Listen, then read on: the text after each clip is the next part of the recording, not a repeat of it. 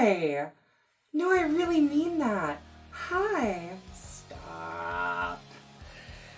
Welcome back to Slash Sisters. I'm Slash Sister Hallie. And I am Slash Sister Jen, and we want to welcome you back to our channel for horror movie reviews by true horror movie fans. And don't forget to pledge Omega Beta Delta. Yeah! Or whatever the fuck sorority it is.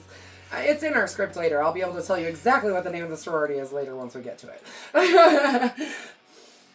We're diving back into a franchise that has been thought it was done to death. Yes. In the 90s, but we're going back to Scream with Scream 2.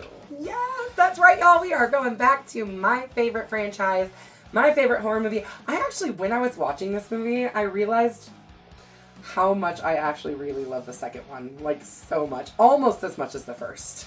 Anyways. So, yeah, we're going back to my favorite franchise, guys.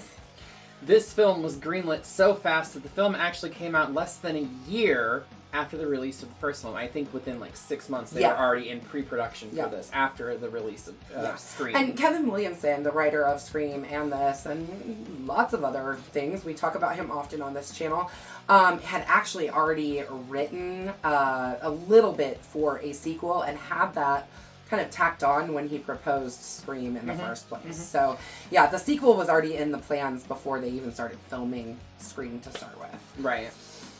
But they had major issues on set, mostly with the leaking of scripts, so much so that the ending was changed multiple times, and the cast would regularly get rewritten scripts the morning of filming. Right. Could you imagine having to relearn lines in a day? No, but they did a damn good job. I mean, really. I mean, you know, it was in a time when internet was, like, just becoming a thing, and I know, like, there was, like, an intern or something like that wrote the script, and they thought about, like, rewriting the entire damn movie at one point. They did. They changed the killers. Originally, the killers, we can just go ahead and say who the original killers were supposed to be. It was supposed to be Derek. Supposed to be Derek and Hallie. Yeah. So it was supposed to be, Sydney's roommate Hallie and her boyfriend Derek were supposed to be the killers. Not me, I'm not a killer. Yeah, not her. But it is great that it is like the same exact pronunciation. Spelling, too. And his pronunciation and spelling is the same as Hallie's. On top of all of that, there were multiple actors that were filming TV shows at the same time. Namely, Neve Campbell, who was filming was Party of Five. She was doing that Monday and Tuesday, and then filming Wednesday, Thursday, Friday, Saturday on Scream. She was sleeping for like 15 minutes. Like 15 minutes on Sunday and going back to work on Monday for Party of Five. Yeah, I mean, she did mostly this on night shoots. Yeah. But then we also had Courtney Cox, who was also filming Friends at the same time this was going on. Yeah. So why don't we go ahead and listen for a dial tone, a deadly ring, so far away from everything. No silver screens or movie scenes. When your number's up, it's time to scream. I'm never gonna stop. Sorry, guys.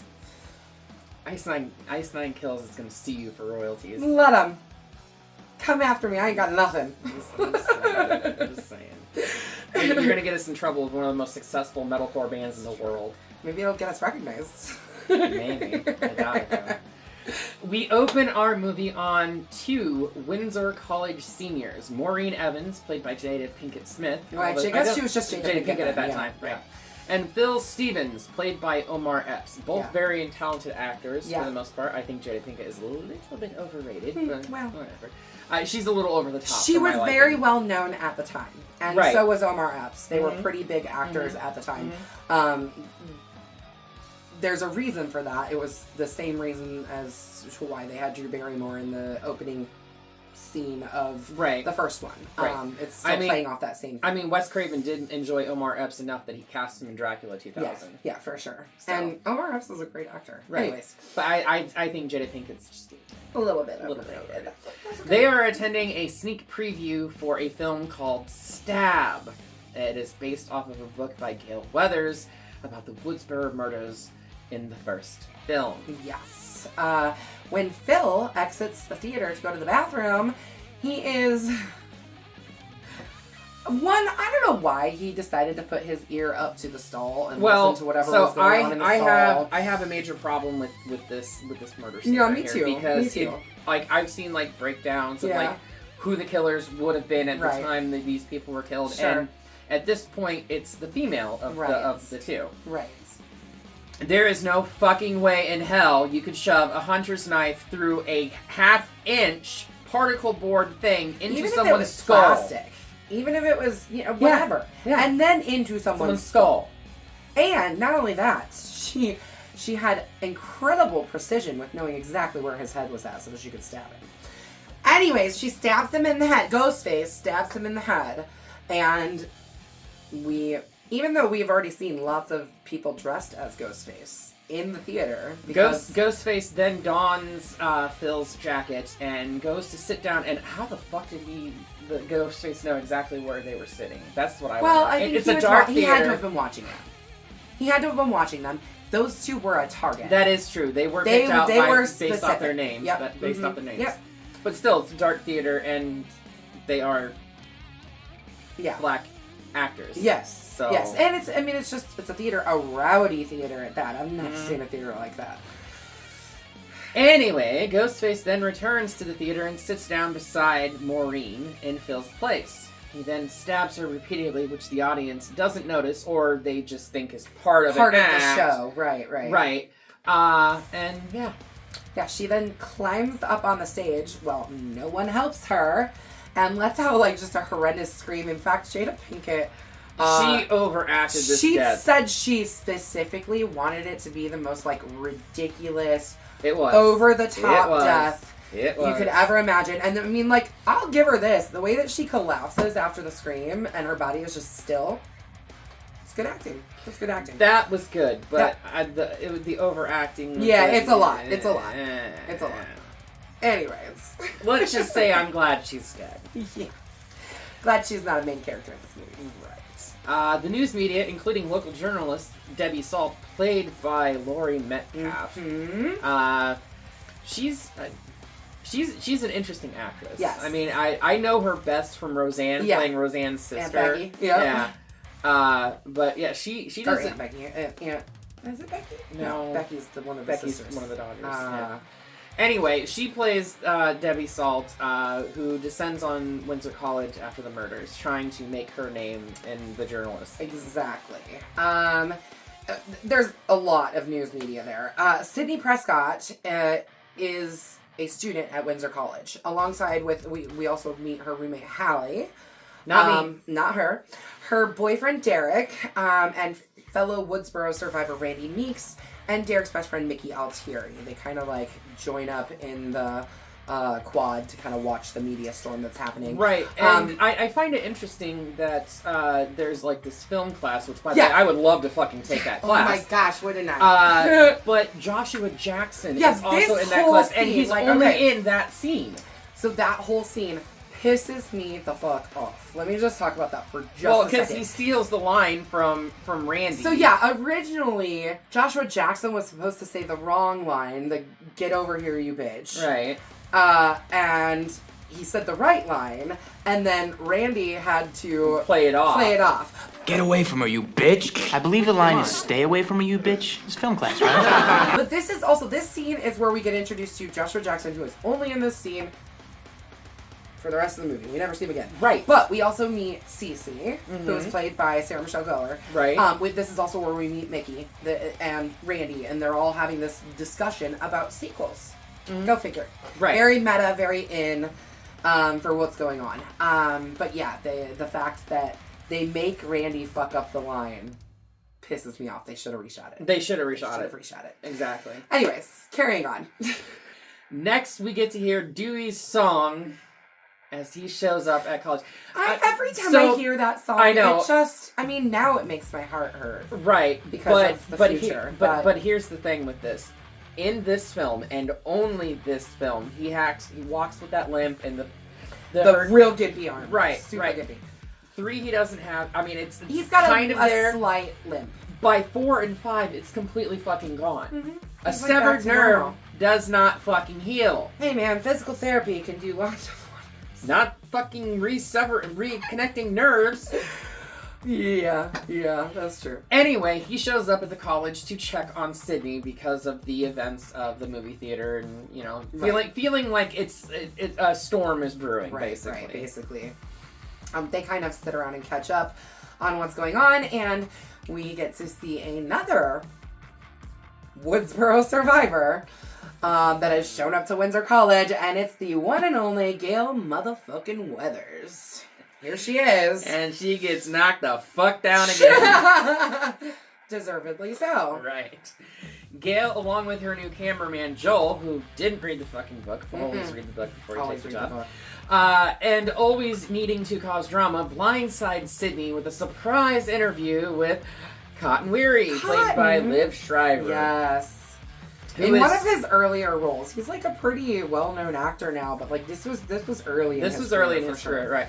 I think he did I think Scream might have been one of his first, and then he followed it up with Sphere, and then this. Yeah. But he's desperately trying to clear his name in the public's eye because he's been associated. He was in jail for a year. He was in jail for a year Sydney's mom's murder. For Sydney's mom's murder and everything like that. But he's desperately trying to clear his name in the public's eye. I mean, he's obviously been exonerated. He's out and everything. Right. Especially once Billy and Stu confessed in the previous film. For sure. But Sydney had no fucking clue that this was going to happen. Yeah, no. Complete blindsided. Right. She didn't know this was going to happen. No. So Sydney responds and kind of punches Gale in the fucking face. No. She backhands her in the face. Yeah, she does. Because she goes to swing and she's like, Yeah, and then she says something else and then, bam, whacks her. Bam! Bitch goes down. Did you get that? Yes, I got that. Did you get that on film? Yes, I got that on film. Did you get that on film? Yes, I got that on film. That evening, Sydney and Hallie, again, not myself, attend a party at the sorority house Delta Lambda Zeta. Yeah. I hate fucking sororities. I hate the Greek alphabet. Not a fan.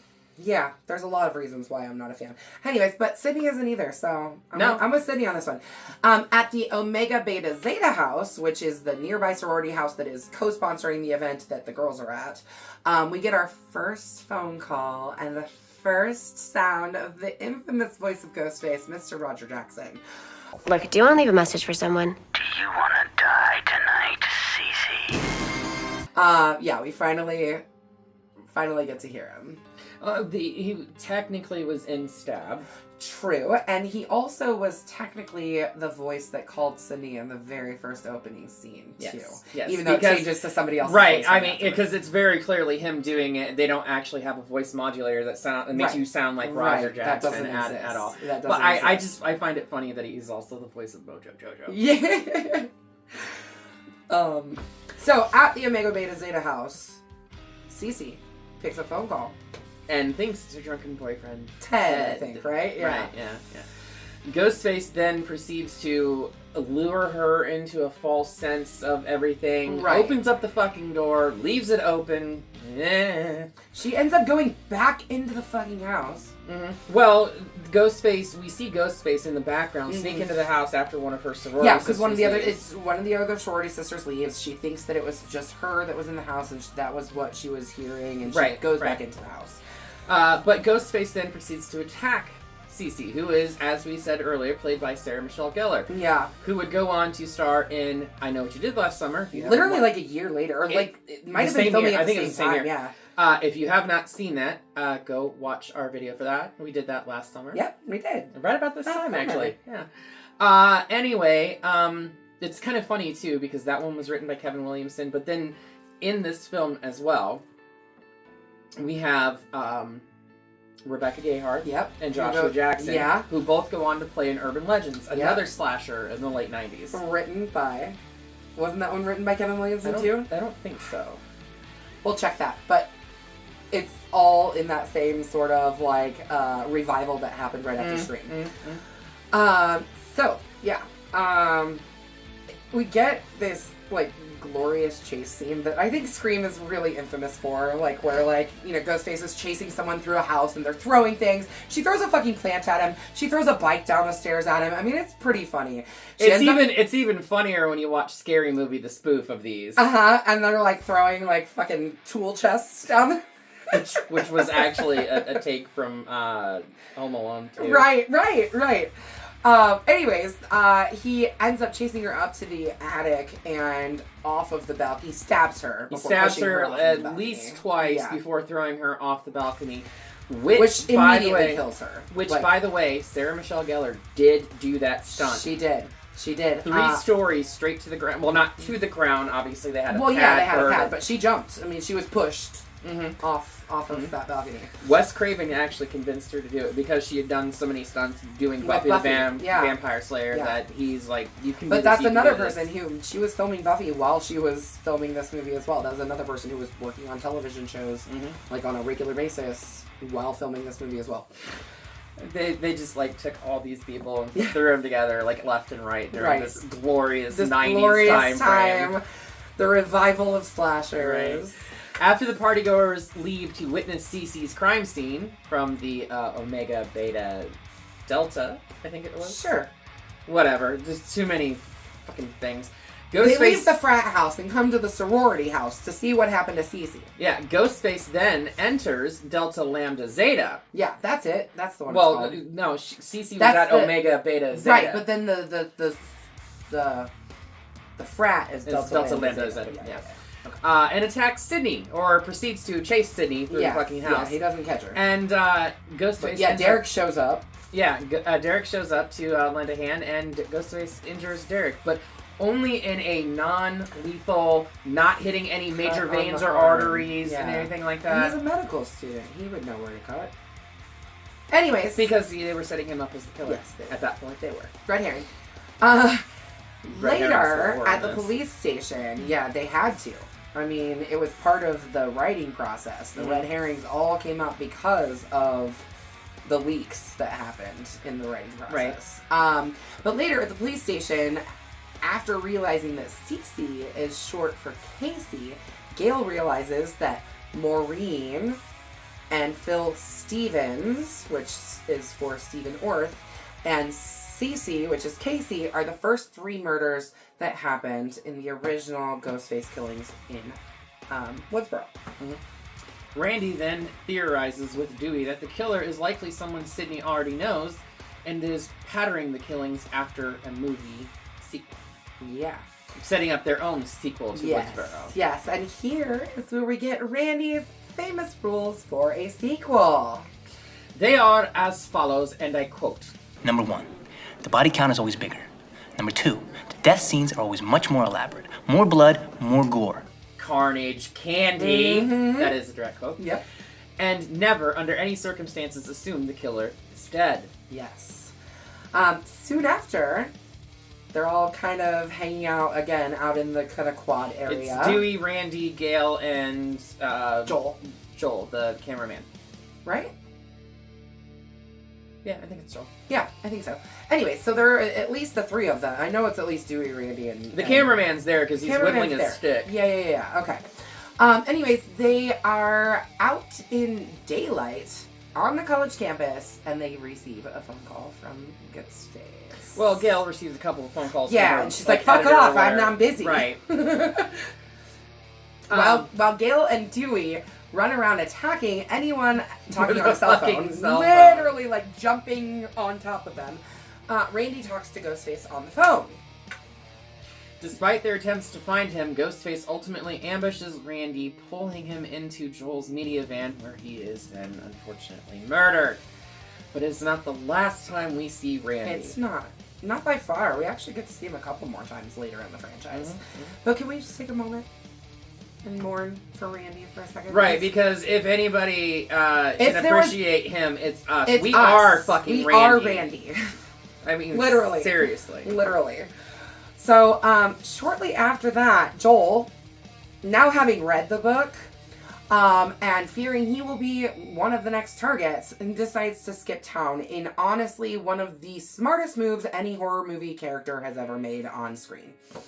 Like, he was like, nah, fuck this, I'm out. And Gale even was like, don't you want to be famous? Like, don't you want to be a part of this? And he was like, no. Not at the risk of dying. Nope, I'm out, bye. I want to report the news, not be the news. It's I believe exactly it's what he directly said. what he said. As night falls over the campus, Dewey and Gale go to a building to review tapes of footage shot by Joel, hoping to spot the killer in the vicinity Well, yeah, because of any previous crime scene. Clearly, this killer is watching them. Oh yeah, 100%. Like, he's got to be or in the background. killers. It's always two. No, it's not always two. It's not always two. That's true. Has been an instance of one. Lamest one. Yep. Well, and an instance of three. Not the lamest Not the one. lame one. That was the lamest one. Anyways, Ghostface takes over the feed that they're watching kind of while they're like making out. In fact, Dewey's got his hand up on her tit. And she's like, Dewey. He totally does. And he's like, what? And she's like... Anyways, they're showing videos that he took from his perspective. And then showing when they were them, running around campus. Right. And then showing them, like, looking at them in the room that they were in right there. Ghostface then attacks them, and after, quite a bit of a chase, he ends up stabbing Dewey in front of this big window while Gale stands there watching helplessly, which is just, like, heartbreaking. Because, like, honestly, we saw Dewey almost die in the first one. And when he was going to die in the first one. Yeah, but then he stuck his thumb up as they were pulling him out, and they decided to keep him alive. Wes was like, okay, we'll keep him alive. Why not? Right. But yeah, I was convinced for sure, and we've obviously already talked about Dewey not having the limp later in the next movie. Right. Maybe this, he has maybe a little this bit of stabbing fixed it. Anyways, you can't yeah. reattach a severed I nerve. know. Can't. Two officers drive Sydney and Hallie to a safe house. Again, Hallie, not me. But Ghostface intercepts the car and murders them. In the ensuing struggle, though, Ghostface is knocked unconscious, and Sydney and Hallie end up having to, like, climb from the backseat over the top of Ghostface in order to get out of the car. I have a problem with this scene. Yeah? I have a problem with every fucking scene whenever we assume that he's knocked out or whatever. Yeah. Fucking unmask the son of a bitch! Well, she tries to. She goes back. After, like, 2 minutes of discussing. Fucking just rip the mask off. Find out who it is. There you go. Fucking problem solved. But you know what? The funny thing is that it's almost creating its own trope. It definitely because does. it continues through the rest of the series. No, it really does. And it pisses me the fuck off in every single one of them. It's creating its own trope. Sydney does go back to attempt to pull off the mask. She does. To find out who Ghostface is. And like I said, after about, literally, like 2 minutes of dialogue discussing. And Hallie just being like, let's go. Right. Like, please, let's go. Who cares? Finally, a black girl that's smart in a horror film. I mean, true. Because no offense, but as a trope in the horror genre, black people usually get off first, which is actually mentioned at the very beginning of the film. So this is what I was gonna say. I want to talk about how much of a stereotype Jada Pinkett's character was in the very beginning of the film, because she is like screaming at the screen, which they play on that in Scary Movie too. I mean, they really like, I got you on candid camera. Anyways, she very much is the stereotypical loud black woman at a movie theater. Mm-hmm. Unfortunately, but we are not. I think it's making a point. It's the point is that they are trying to play on those stereotypes.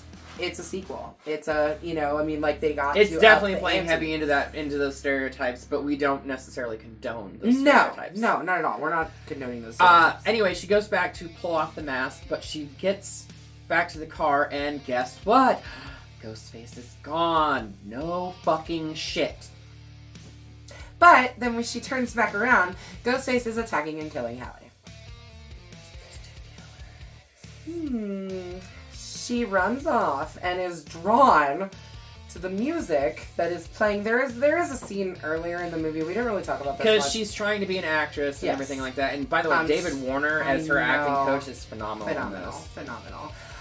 But yeah, so she's the main character in the musical or the play that they're doing, and she's drawn to the music that is coming from the theater, while trying to find somewhere safe to go.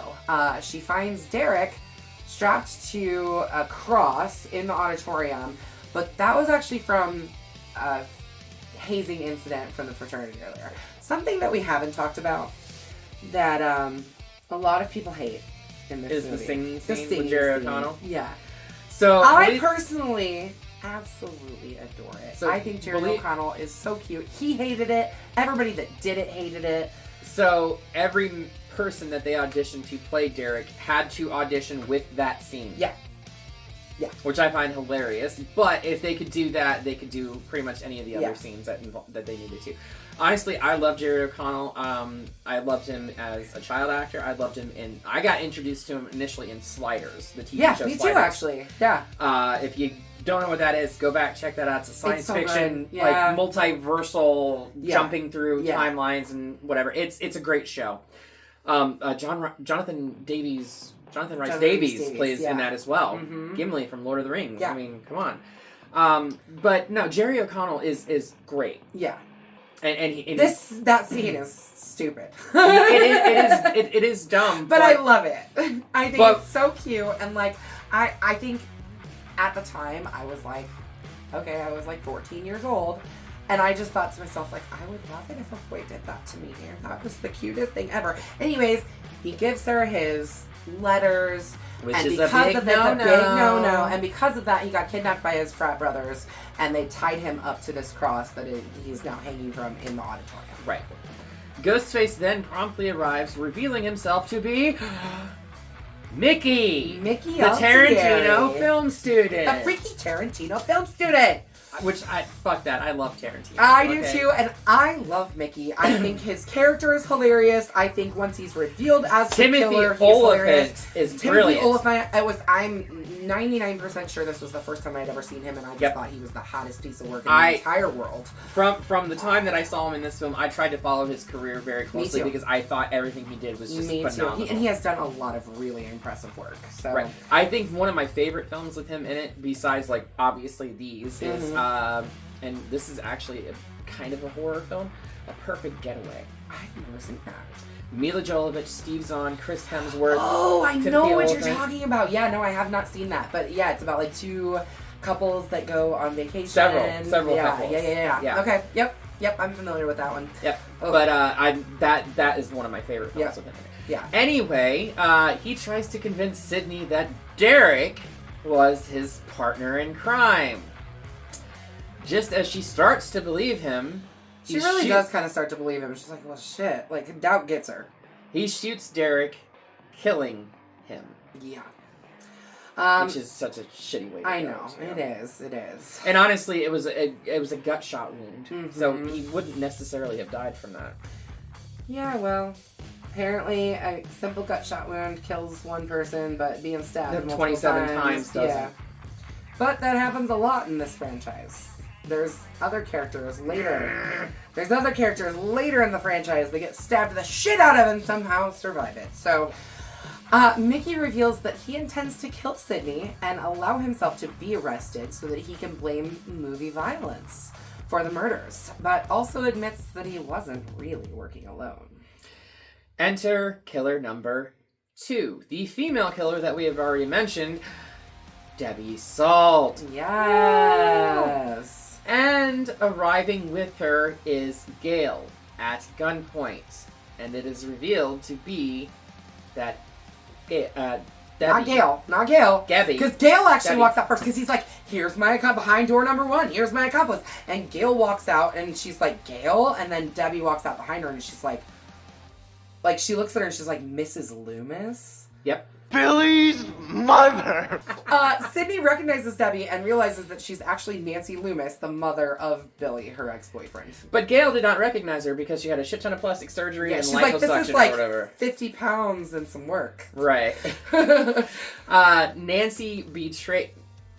Nancy, yeah, Loomis. Yeah, that's right. Debbie, Nancy. Debbie. We've been calling her Debbie through the entire thing. But, Mrs. Loomis. Nancy betrays Mickey and shoots him, affirming that she only used Mickey to frame him for the killing spree. She actually found him in an online chat room for psychopaths. Yeah. She funded his college. She paid for him to go to college. Mickey ends up firing his gun before he collapses, which wounds Gale and throws her off the stage. Oh, thank God that bitch is coming. No, not really.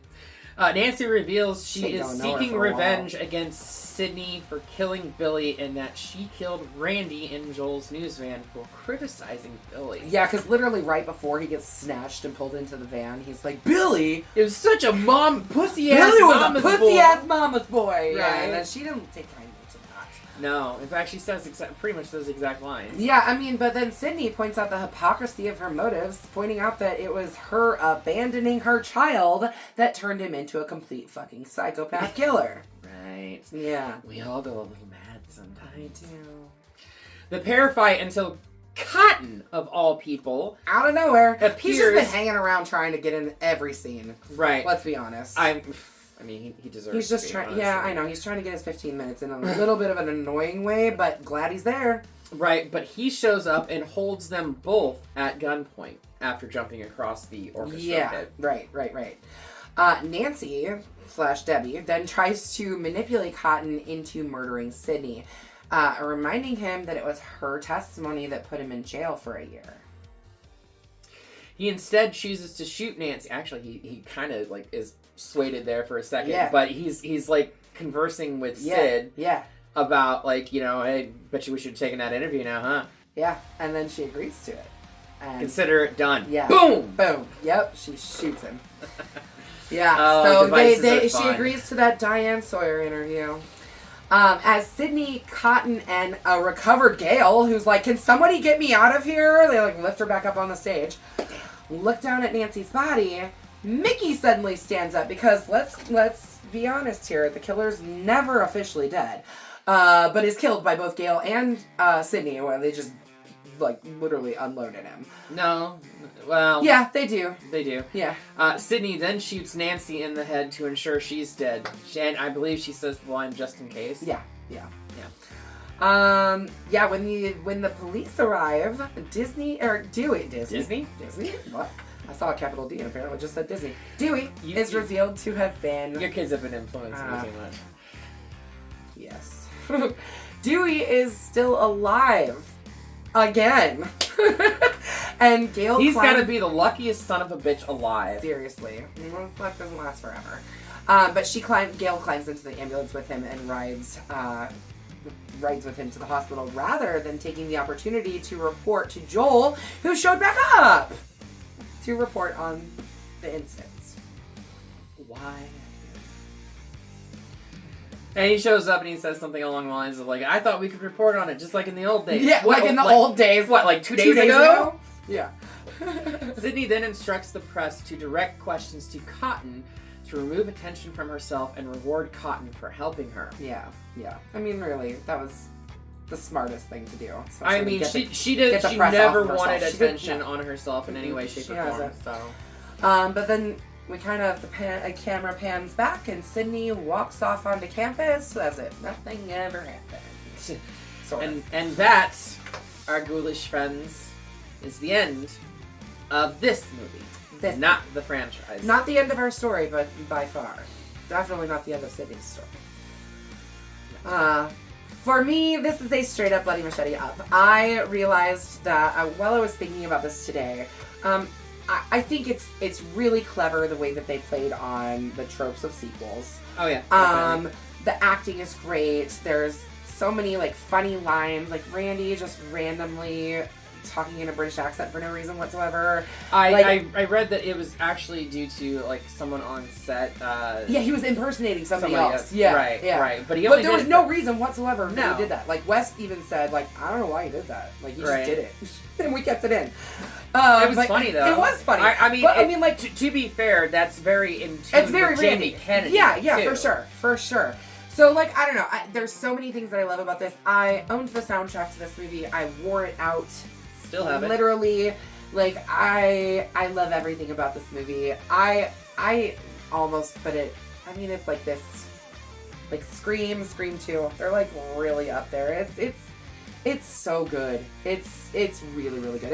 It's a really good sequel. It's hard to find. And honestly, I think it's the best sequel out of all of these movies, out of the entire franchise. It's hard to find a sequel that can top its predecessor in both kills, suspense, you know, drama, But they comedy, do it. Yeah, everything they like do that. it. But this one does it. It is a bloody machete up for me as well. I do love the fact that we get a character with my fucking name in it. Yeah. Because it's And she's not a bad guy. no, but it's Even also, though she was supposed to be. But it's also really hard to find someone that spells their name the exactly the same way. way. Yeah. So I appreciate that, and the fact that it's in one of the most beloved horror franchises of all time is Absolutely. up there. But we are gonna send this straight back to Windsor College, I believe Yeah. is what it is. We're not going to throw this VHS, though, because VHSs are a little delicate. They can break easy. Yeah, but DVDs are whatever.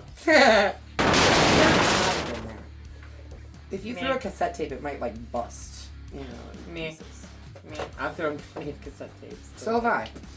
They haven't always survived. So what do we have up next, Tally? I think we need to go back in time. I think so, too. I think I'm ready for something gory and campy, Schlocky. and crazy and schlocky Over and the just top. over the top in every way. Well, I'm ready. Well, I'm who, ready well, to who do you get. want to see play it?